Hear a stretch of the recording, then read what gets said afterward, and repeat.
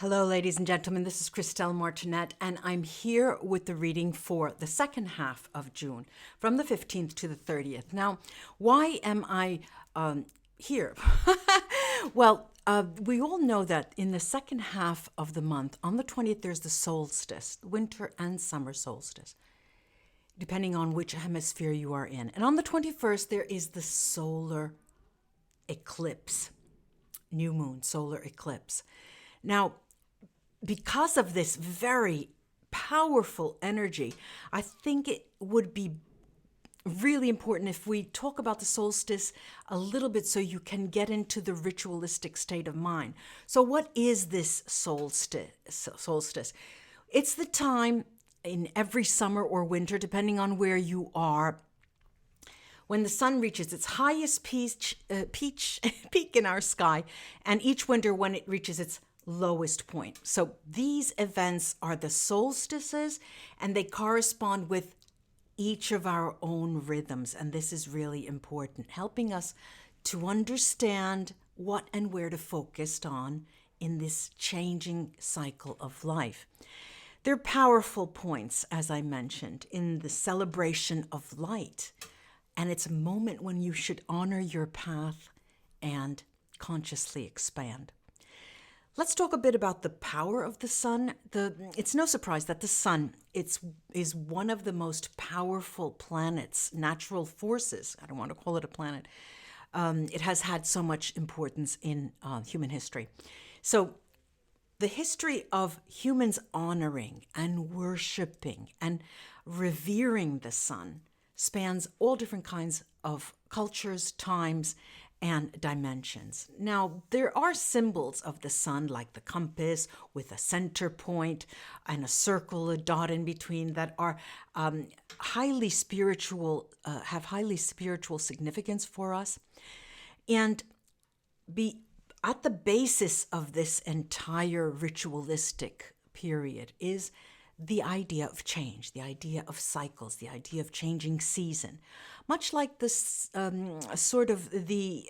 cycles of sowing and harvesting.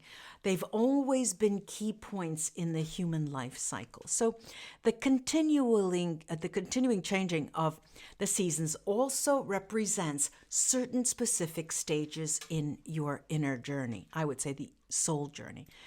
Every year, on and around the solstice, a beautiful energetic spike and an opening to a higher realm of spirit is created. So this is why I'm spending a few minutes talking about this. This is due to the Earth's alignment with the great central sun and the galactic center.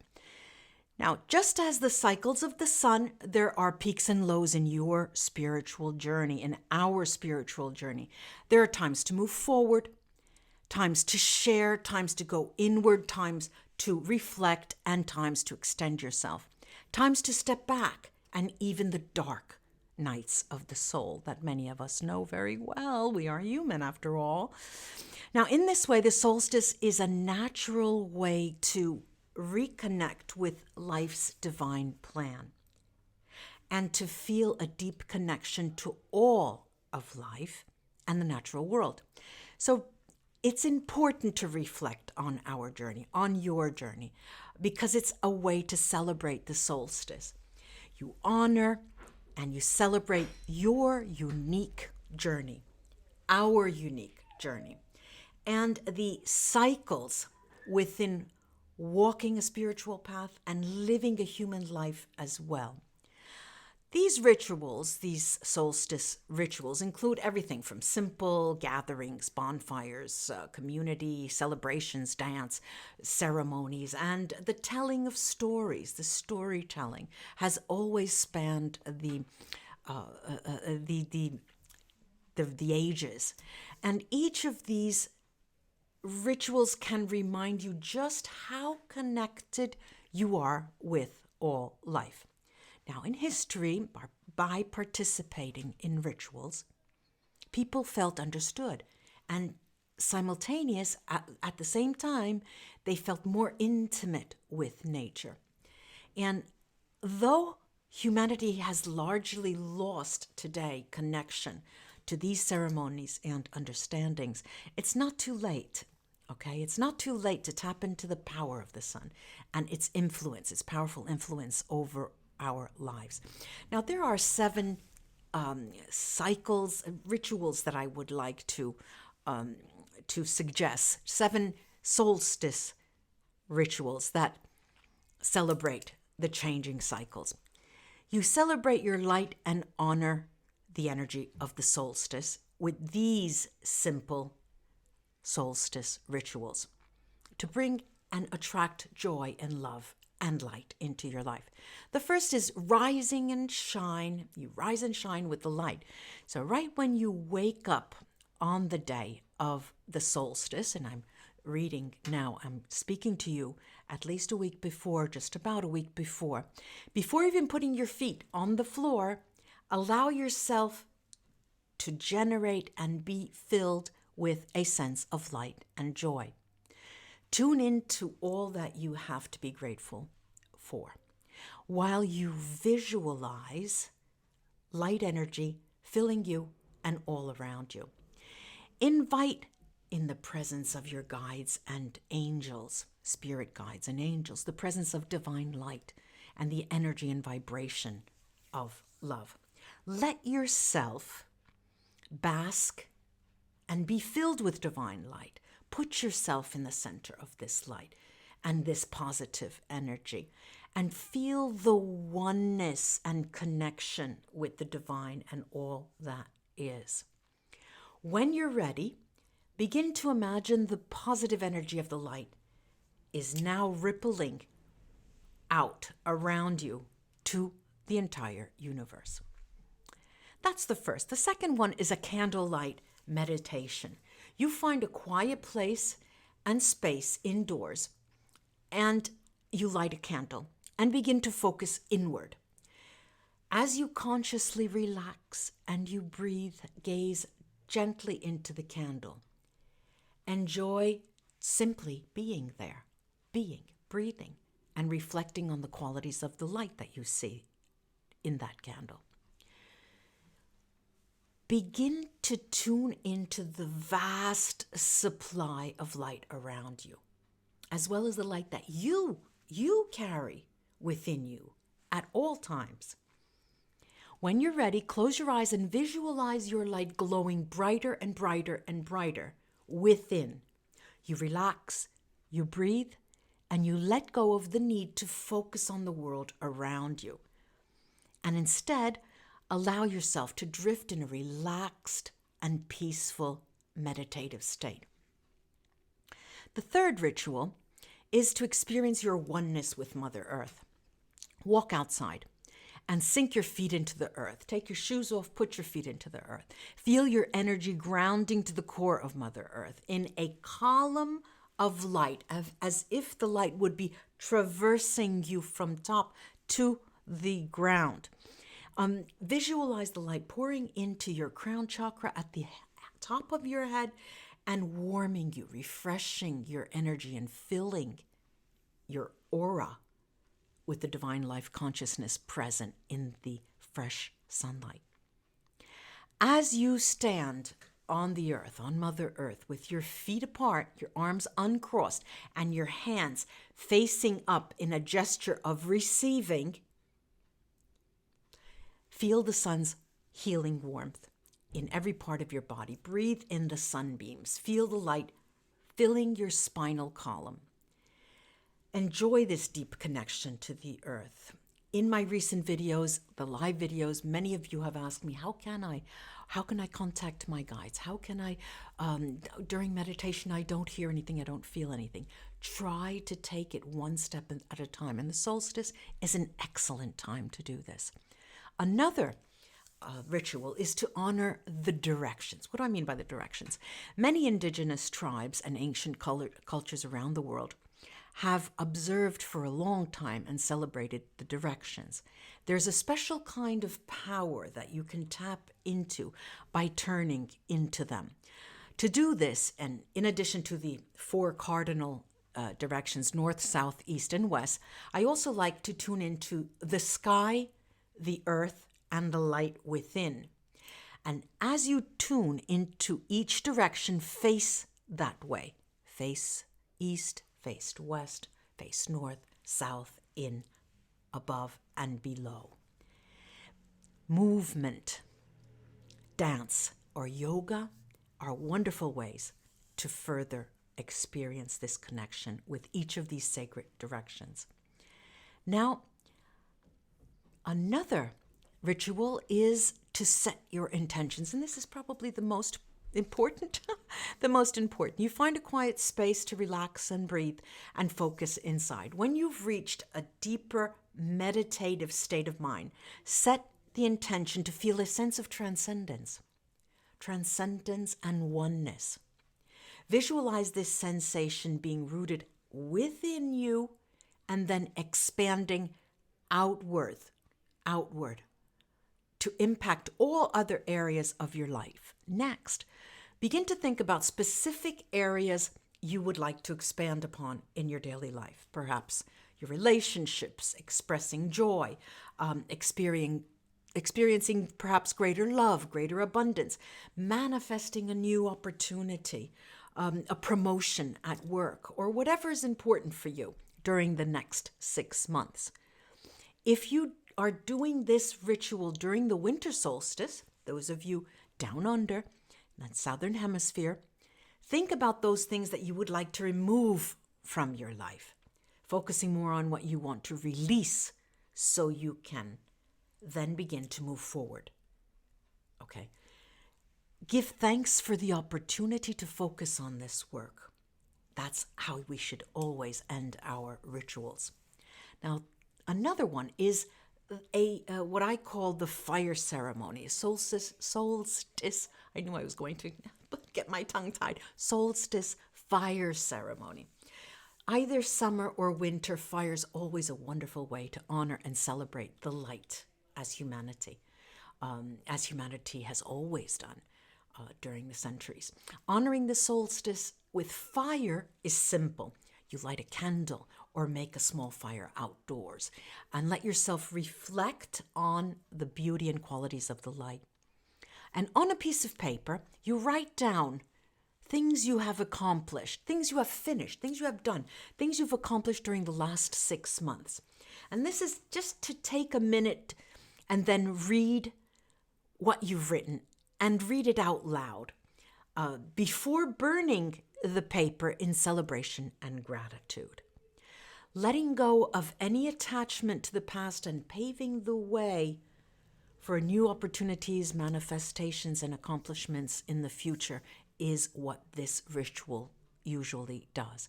And the last one I would like to mention is to create a solstice altar. Probably I should have said this in the beginning, but maybe at the end of all that we've done, it still will make sense to you.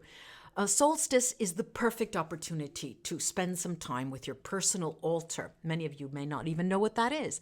I used to have an altar when I was such a child. My sisters used to think I was crazy. They thought I would become an ecclesiastic a priest or a nun or some high priestess, and they would make fun of me all the time. Whether you make this altar inside through meditation, where you see that earth sanctuary place, that meditation, or outside of you on the form of an actual physical altar. I use my window as my altar. It doesn't matter. It could be inside or outside if you have the space, but creating a physical altar, a place actually that you can see, is a fun way to create a physical representation of your inner connection to the light and the divine, and to represent the energies you're inspired to connect with, to build, to manifest in your life. So in order to create a solstice altar, first, find some sort of table or shelf. Like I said, I use my window. It's right under light. So every time I put my crystals there, any full moon, every moon cycle, they're always in the light of the moon. And somewhere the light can shine in to that altar, because the solstice is all about light. Now, whenever you choose to create your altar, choose colors of fabric, objects, candles that remind you of the sun, of light, citrine, for example. And it reminds you of your spirituality and of the connection that you have with the divine, the sun, and the natural world. And more importantly, with you yourself. Remember that the solstice is a time of celebration and connection. Let that altar you create remind you of all of this that is personal to you. Now, I'd like to end with that on the solstice, but before we go on, I'd like to explain how I'll be doing the readings before I go into it. I'll be using a tarot deck, which is called Intuiti. It's Intuiti Creative Cards. Why am I using this? This is a deck that I have found, and it was created by a group of researchers in Milan, and they studied thousands and thousands of different tarot decks around the world and from different cultures. And they created a deck with major arcana and minor arcanas that are completely different from the universal tarot, the Rider-Waite. It's completely different. Similar in many meanings, I have to say. So there are 22 majors, and there are the rest minor. And there are the numbers from 1 to 10, plus the page, queen, knight, and king and knight. And they change around the order of the court cards. Instead of having the king in the end, is the knight in the end, because they give a certain specific importance to the knight. And they have 4 suits: the air, water, fire, and earth. So it's quite interesting, because it allows you to break away from the set meanings of the tarot cards that are similar, the Rider-Waite has inculcated in our minds, and lets us be more intuitive, allow for more intuition to seep through in our interpretation of the cards and the visions that we see. So this will be fun, and I'll be using, of course, my runes at the end, and if I need clarification, I'll do that. So on to the readings. Namaste. And right under each reading, ladies and gentlemen, how it resonated, if it resonated. What was it about the reading you liked? What was it about the reading you don't like? Then they say in Italian, you have to have wide shoulders for criticism. Well, my shoulders are pretty wide. I'll take it. Have fun, ladies and gentlemen. I'll be back, and on to the readings. Hello, Gemini. Hello, Gemini. This is a reading for you for the second half of June. Let's see what's in store for you for the second half of June, from the 15th to the 30th. Spirit, show me what's in store for Gemini, my Gemini friends, for the second half of the month of June. Spirit, show me what's the energy like around my Gemini friends for the second half of the month. Spirit, show me what's in store for my Gemini friends the second half of June.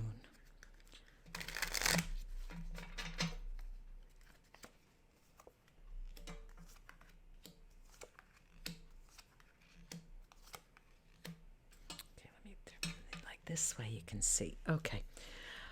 All right, now we have here this tabula rasa, it's called. This is a major arcana. It's called tabula rasa. It is sort of the collapse of everything that's certain for you, Gemini. The suppression of anything that is a sense of security. It means making a clean sweep of the past, of the present, and leaving a quiet, empty space. When too many energies accumulate, when there's just too much, we feel the need to regenerate with an expulsion, getting rid of. We're in front of an annihilation of the ego here. This is an extremely powerful energy that happens at the moment of the orgasm, similar to the orgasm. At the turning point, we need to change our life. And this is what is happening. Tabula rasa.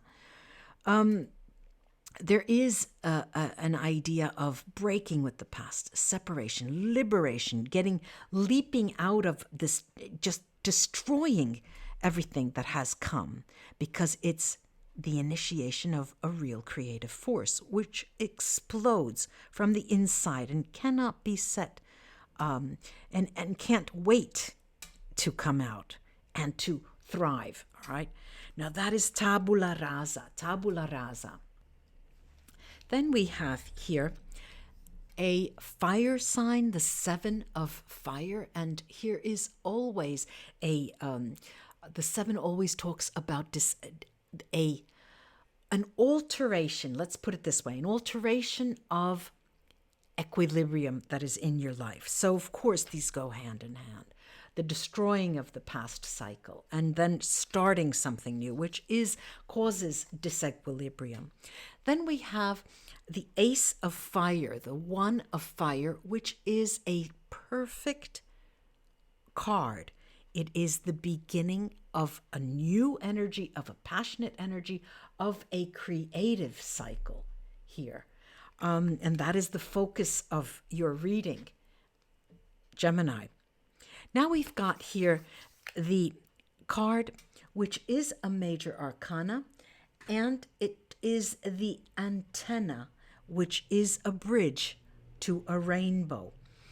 The energy here is all about spiritual meaning, opening a turning point in your how can I say, there's a golden pot at the end of the rainbow. We want to call it that. Yes, we can call it a golden pot, a pot of gold at the end of the rainbow. But it's not filled with money. It's filled with a new spiritual energy for you.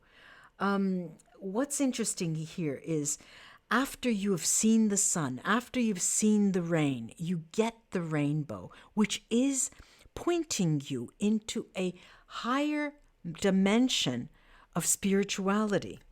This is extremely interesting for you. And the last card of this tarot spread is an earth sign, the 2 of earth. Now, what's interesting about the 2 is that there is a form of equilibrium. There is an interaction. There is an interaction and a negotiation. There's balance here. Now, it seems, as I have just described it, as if it were up and down, up and down, up and down, the true dynamics of life, we can say. But what is very important is both the tabula rasa, destroying, and the spiritual pot of gold at the end of the rainbow. Fiery energy in passion of creativity as well. Let's take now the runes to see how they can crown the reading and give us more. Give us more. And of course, they're all turned upside down and inside out, so I will see what I can see. All right, let me get the runes of delay. All right, we have here Isa. Now, Isa is ice in rune speak, and it's freezing, it's stopping, it's cooling down in a relationship. If you have a relationship, it's cooling down because you have other things that are more important in your life. Now, with that, we also have Rido Merkstave, which is upside down. Rido is a rune of, it's a wagon. It's travel, it's movement, it's going. This could also talk about a move that is not going to go through. In this period, at least. It is also talking about actual trip or vacation. It's not going to go through. There's a delay.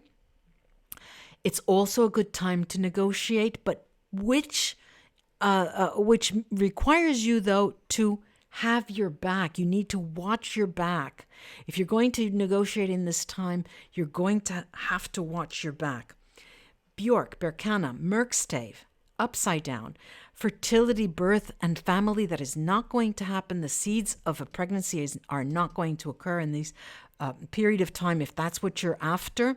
But also, it is not a moment for new beginnings at the tail end of the month that will occur. However, there are runes here that interact in a way that may stifle that and that may put that delay on a different plane. Let's see, Yera. Yera here is about harvesting rewards for your efforts, and also about any legal rulings that you're expecting. They will arise in this period of time. So you're getting something. Something is, a reward is coming your way. Pedro, beautiful, mysterious, and mystical rune. It talks about hidden secrets. Secrets emerge. Surprises emerge in this period for you. We have Anzus, and Anzus is in a specific position sideways, and I'll interpret that as it is. It's about talking. It's about communication. And the communication comes from your intuition. You're going to be given answers to secrets that emerge, especially. We have Urus, which is Merkstaven. Urus always talks about force and strength and recovery from illness. It's a strong masculine energy. Here, this is tempered in this position as well. It's all about creating, burning down and creating anew, and knowing that there's more than meets the eye, spiritually speaking. I have beautiful Keynote Sprites type. It's a strength, energy, power, warm fire. It's opening up. You open up to a new spiritual pot of gold, to a new type of objective in your life that you've never had before, not recently at best. Soilo. Soilo is the sun, literally, and we were talking about light at the beginning of this video, and Soilo is the light of victory, of success, of great power. Here, too, the resounding message is of power and strength, even if you don't get things off the ground immediately. Namaste. I do hope this was of help to you, Gemini, and until we read together again, bye-bye.